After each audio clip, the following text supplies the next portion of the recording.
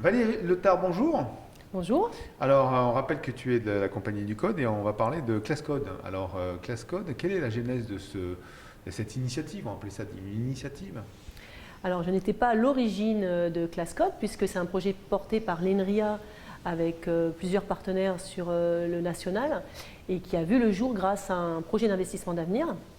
Donc maintenant, le projet a été financé pendant 5 ans, mais j'y suis arrivée en 2017 et j'ai été coordinatrice effectivement Occitanie ClassCode. Ce projet a évolué. Il est aujourd'hui, il a une ampleur intéressante puisqu'il a 6 MOOC sur la plateforme ClassCode et 2 MOOC supplémentaires sur la plateforme Fun MOOC.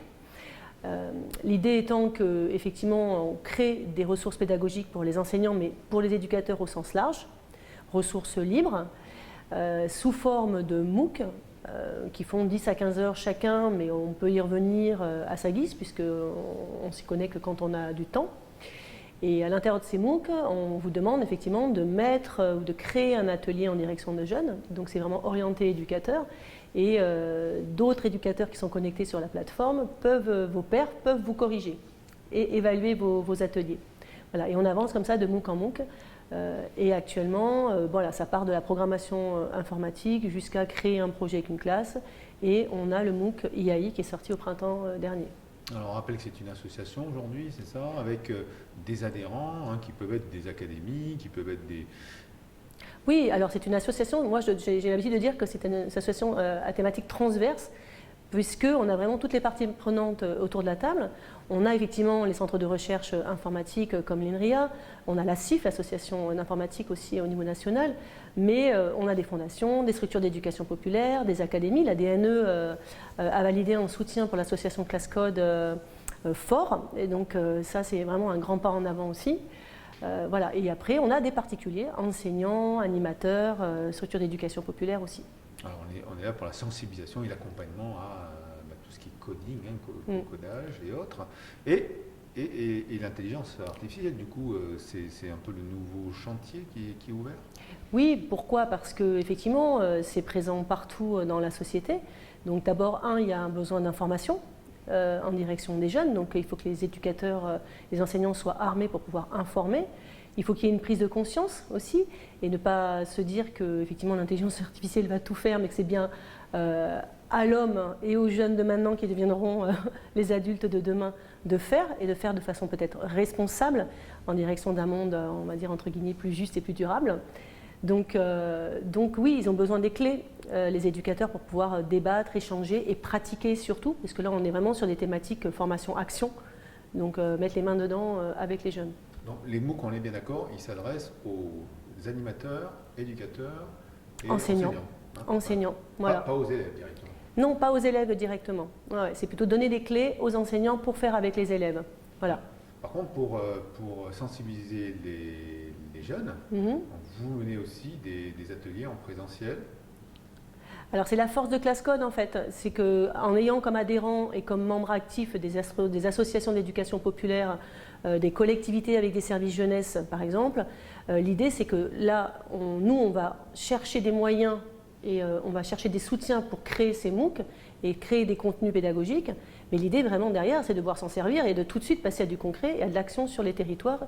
Donc ça peut se faire sous forme d'ateliers, de stages, de projets à l'année, voilà. Donc on fait comme ça, il y a une bonne dynamique et on passe des contenus pédagogiques à l'action, on valorise l'action, donc on a des retours d'expérience des territoires et ça c'est très riche parce que du coup entre structures sur un même territoire ou entre deux territoires, ils peuvent échanger sur des savoir-faire, des savoir-être et pratiquer des ateliers qu'un autre éducateur a pu pratiquer dans une autre région à côté, quoi. Alors Julie Cornet, puisqu'on parlait d'animateurs, de formateurs sur le terrain, donc tu fais partie de cette équipe-là, la compagnie des codes, et tu animes des ateliers à destination des élèves. Sur quel sujet? Alors, il y a divers sujets, mais dans le cadre du projet des Intrépides de la Tech, on intervient sur des sujets d'intelligence artificielle pour un peu désacraliser, démystifier l'intelligence artificielle et découvrir les mécanismes qui se cachent derrière l'apprentissage. Et donc c'est des ateliers autour de l'apprentissage machine, de la reconnaissance d'images et des ateliers aussi dans lesquels interviennent des professionnels pour parler des métiers du numérique, notamment auprès des jeunes filles, et en présentiel auprès des classes entières ou à des groupes de jeunes filles pour leur faire connaître les différents métiers dans les technologies et dans le numérique. Alors, qui est à l'origine de la demande de ces animations? C'est les enseignants eux-mêmes ou ce ne sont pas les élèves, c'est les enseignants, c'est les directeurs d'école? Oui, alors les deux. En fait, le projet Les Intrépides de la Tech est financé. Donc maintenant, les interventions qu'on fait sont financées. Donc nous, les enseignants ou les chefs d'établissement peuvent nous contacter, le collectif Les Intrépides de la Tech, pour intervenir à la demande de quiconque. Il suffit de contacter les Intrépides de la Tech, donc par Simplon ou la Compagnie du Code ou ClassCode. Et après, quiconque peut avoir la demande, il suffit de contacter et on pourra intervenir. On peut mettre en place des interventions dans les collèges et on peut s'adapter aux emplois du temps. Si les profs ont les élèves sur 2 ou 4 heures, ou faire en une seule séance ou en plusieurs séances, c'est assez modulable. Alors, j'imagine que sur un sujet aussi complexe, vous avez des outils adaptés au contexte des classes, ou des outils que vous utilisez qui permettent d'illustrer un petit peu ces problématiques? Oui, alors on utilise différents outils. On commence souvent l'animation par une activité qu'on appelle débranchée, c'est-à-dire sans ordinateur. Et là, on utilise du matériel qu'on peut trouver chez soi, des allumettes, des gobelets, des perles, pour simuler en fait une machine qui va apprendre à jouer à un jeu, le jeu des allumettes comme dans Fort Boyard, à jouer au jeu contre les élèves.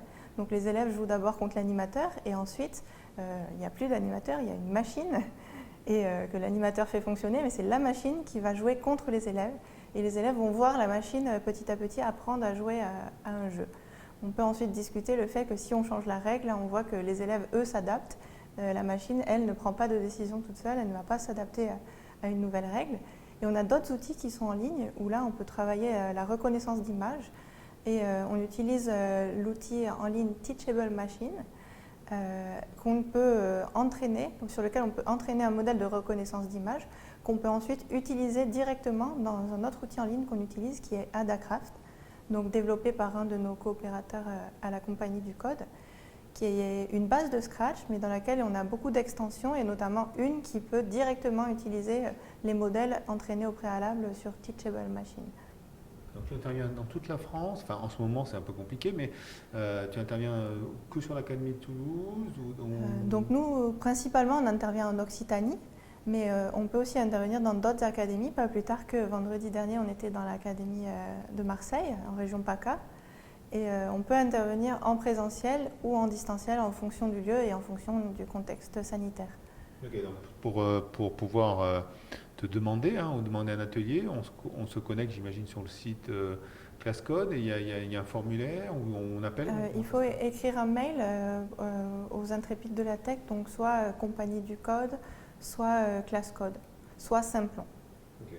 Sur le site des Intrépides de la Tech, on peut trouver tout ce qu'il faut faire, toute la démarche, et aussi les kits d'information, les communications courtes, longues, et les kits pédagogiques aussi qui sont sur le site Les Intrépides de la Tech. Merci. Merci à vous.